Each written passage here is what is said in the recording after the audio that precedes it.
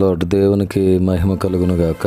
దేవుని బిడ్డలందరికీ ఉదయకాల శుభాలు తెలియజేస్తూ ఉన్నాం. దేవుడు మనల్ని ప్రేమించి నవంబర్ మాసంలో 22వ తారీఖు శుక్రవారం ఈ ఉదయకాల సమయాన్ని మనకిచ్చినందుకు కుటుంబ సమేతంగా మనం దేవునికి కృతజ్ఞతాస్తుతులు చెల్లింపబద్ధులమై ఉన్నాం.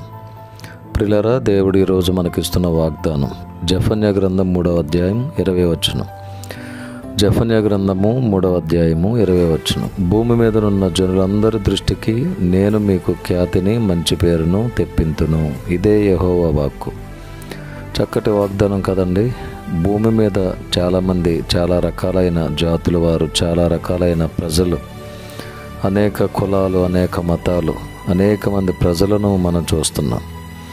ఈ భూమి మీద ఉన్న జనులందరి దృష్టికి దేవుడు మనకు మంచి ఖ్యాతిని తర్వాత మంచి పేరును మీకు తెప్పిస్తానని వాగ్దానం ఇస్తున్నారు. బైబిల్ గ్రంథంలో మనందరికీ తెలిసిన వ్యక్తి దైవజనుడైన మోషే గారిని గురించి దేవుడు చెప్పిన ఒక మంచి మాట మనందరికీ తెలుసు కదా. మోషే నా ఇల్లంతటిలో నమ్మకమైన వాడని. తండ్రి నోటి నుండి మోషే గారి గురించి ఆ మాట రావటం ఎంతో సంతోషకరం. భూమి మీదనున్న జనులందరి దృష్టికి మోషే గారు మంచి పేరు కలిగిన వ్యక్తిగా, అలాగే దేవుని చేత ఖ్యాతి పొందిన వ్యక్తిగా మోషే గారి జీవితాన్ని మనం చూస్తాం.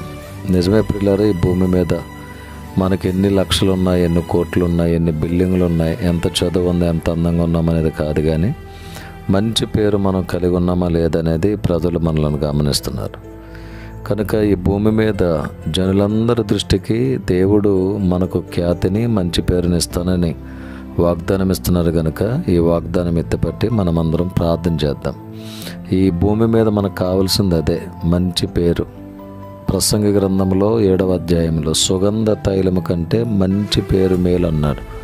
కాబట్టి ఆ మంచి పేరు పొందుకోవడానికి దేవుని సహాయాన్ని మనం కోరుకుందాం.